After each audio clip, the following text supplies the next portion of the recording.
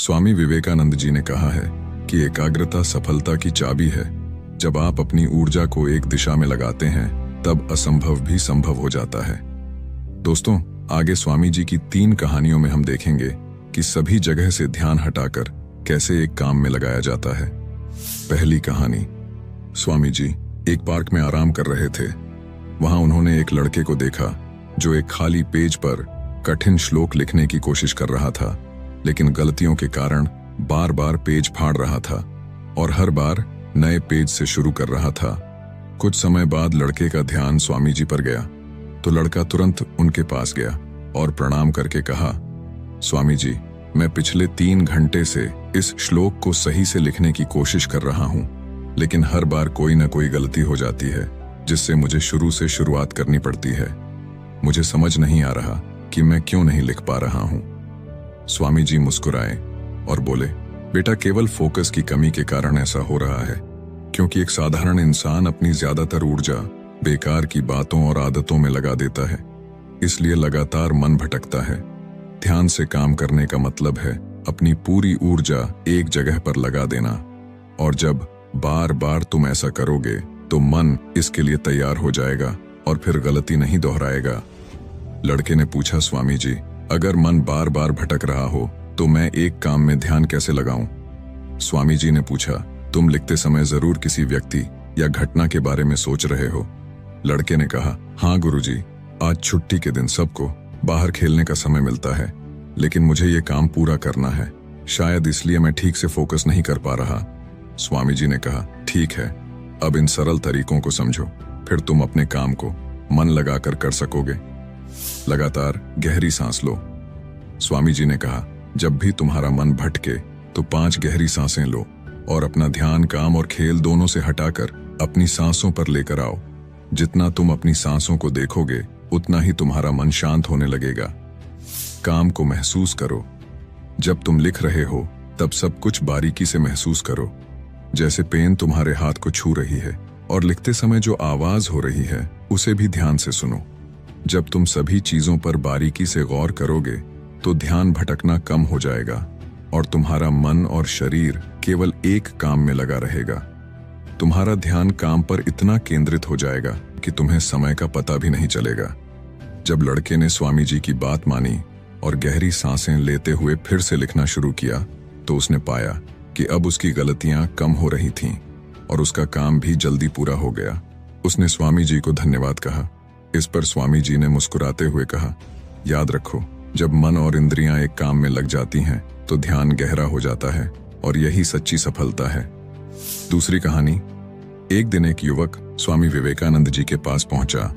युवक के चेहरे पर परेशानी और हताशा साफ झलक रही थी। उसने स्वामी जी से कहा कि स्वामी जी, मैं बहुत समय से परीक्षा की तैयारी कर रहा हूं। कई बार कोशिश की, लेकिन हर बार असफल हो जाता हूं। मुझे समझ नहीं आ रहा कि मुझसे कहां गलती हो रही है। स्वामी जी ने उसकी बात ध्यान से सुनी, फिर पूछा, क्या तुम सच में परीक्षा पास करना चाहते हो?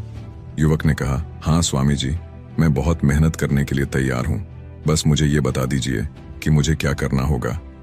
स्वामी जी उसे अपने साथ एक खाली जगह पर ले गए जहां एक पुरानी मोमबत्ती और माचिस रखी थी।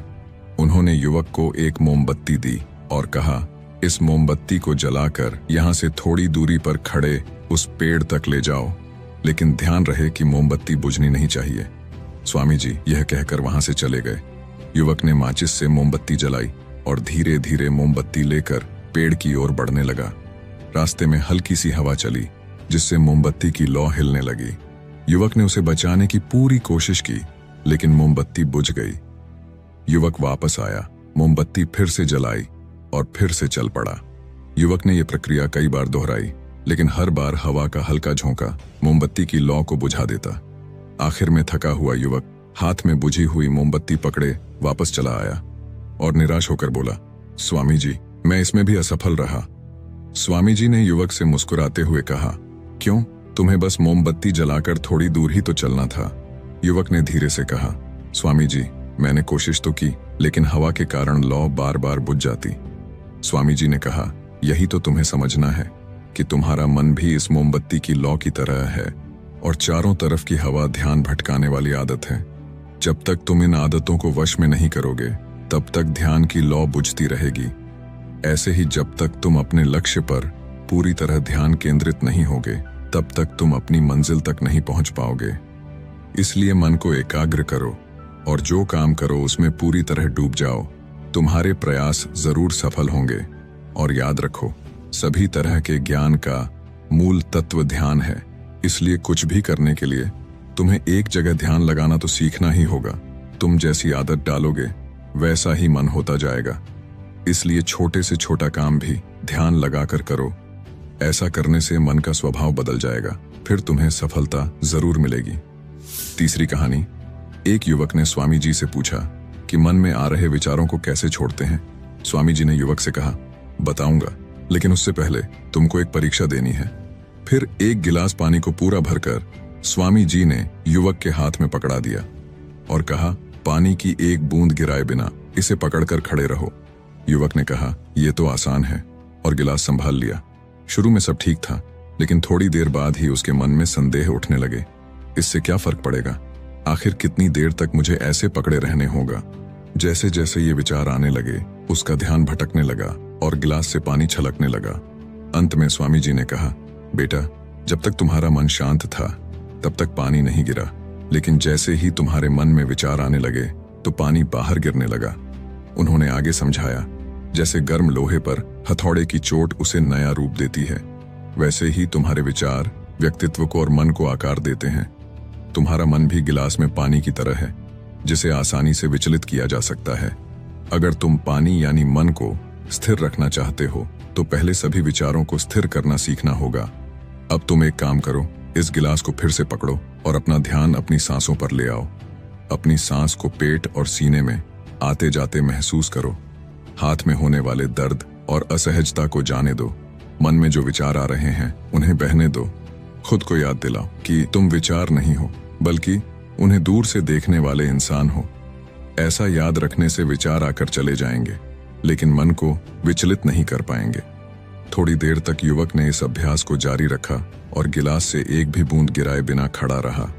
स्वामी जी ने कहा, इस तरह ध्यान से अभ्यास करते रहो। धीरे धीरे तुम्हारा मन शांत होने लगेगा और तब कोई भी कठिन काम करना तुम्हारे लिए स्वाभाविक हो जाएगा। इसके बाद वो युवक स्वामी जी को धन्यवाद कहकर घर लौट गया।